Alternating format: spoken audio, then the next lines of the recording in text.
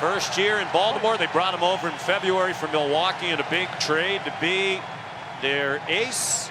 This is what they had in mind, starting game 1 of the postseason. He's ready to go, and this series is underway.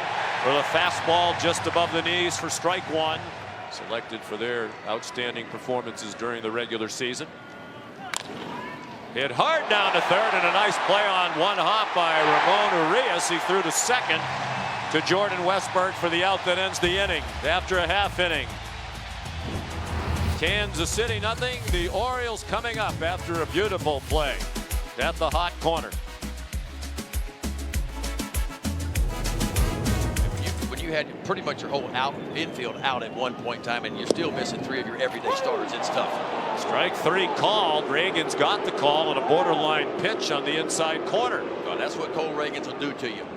He'll get ahead of you, and he will use that heater, and it's high velocity. Look where Salvi sets up, right on the inside part. I'm going to tell you what, you can't throw one any better than that. And that's 97 right on the inside part of the plate.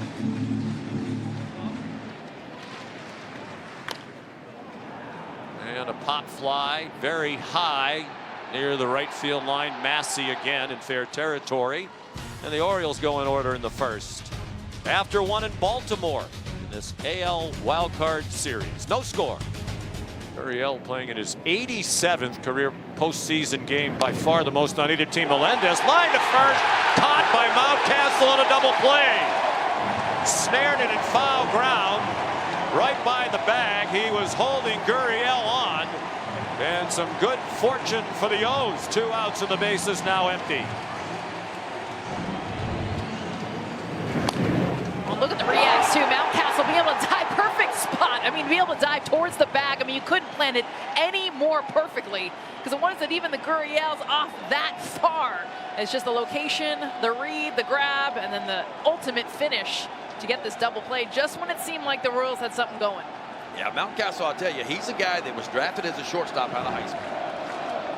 As Jess said earlier, hit leadoff frequently. Swings and misses.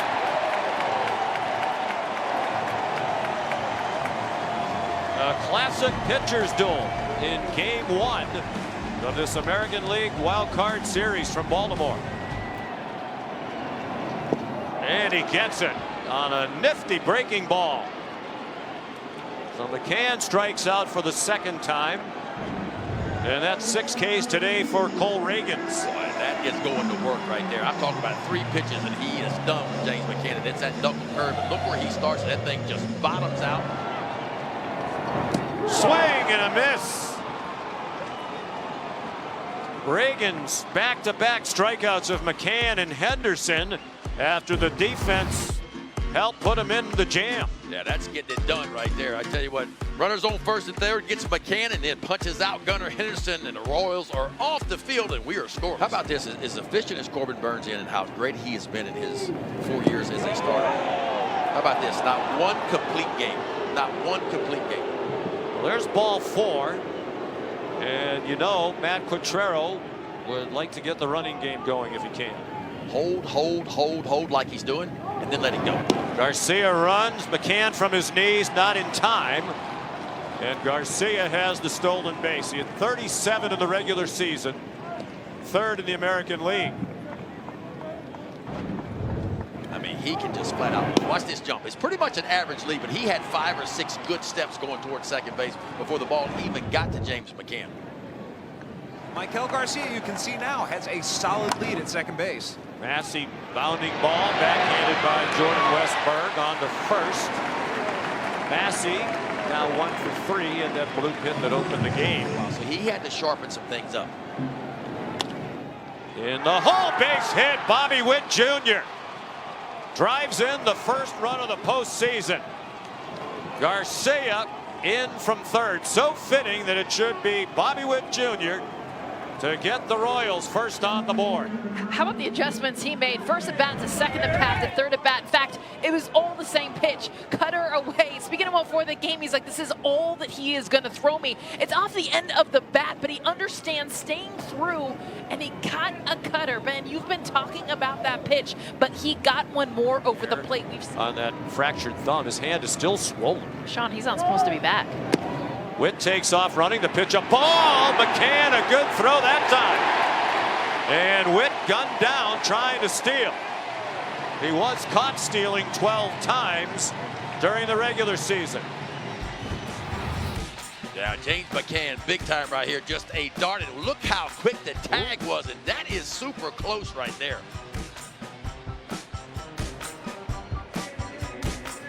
You need an overhead, like over second base, to be able to see exactly. Need a drone, right? Yes. He looks safe on that. But is it enough? After review of the call in the field, he stands. The runner is out. Kansas City has one challenge remaining. Not enough there to overturn it. Certainly Henderson the tag. Witt caught stealing, but Kansas City has the first run of this game. Jordan Westberg, the leadoff hitter. And then he sends one to left field. Pretty long run for Melendez, and he makes the catch in foul territory. And Westberg is 0 for 3. They got him on the fastball, and that has been the main key for Cole Reagan. So we talked about it against the righties, and Ben, you talked about this. The fact that this pitch rides the velo, you got the spin rate, and look at Salvador Perez behind the plate. Look at the glove. He wants it up in the zone, and he hits it like a top, being able to get these Orioles hitters off the plate to set up his best pitches. Mountcastle missed about a month and a half with a wrist sprain. He strikes out swinging on the pitch way out of the strike zone. And Reagan's continues to dominate. Another 1-2-3 inning. Yeah, that's the changeup right there, folks. We told you about this. The second best swing and miss pitch in all of baseball. Like I thought, okay, you got first base, second base open, 2 outs. Vinny Pasquantino, as good as he's been, he hasn't been in the lineup. He hasn't been able to hit. Bounding ball, base hit. Salvador Perez. The only player left from when these two teams met in the postseason in 2014. Yeah, you want to talk about plate coverage. Yeah. I mean, he can go out there and just smoke it. He just turns around. This breaking ball's up. It's a hanging breaking ball up. Urias doing all he can do to get to that one. Couldn't quite get to it. In the hole, gobbled up by Urias to Westberg to Mountcastle. 5-4-3, and ends the inning. Well, the Orioles hadn't turned many double plays this year, the third fewest in baseball, but this is tailor-made right here. Corbin Burns makes a really good pitch around the outside part of the plate. A little 5-4-3 double play, and a good finish by Westberg on the back end.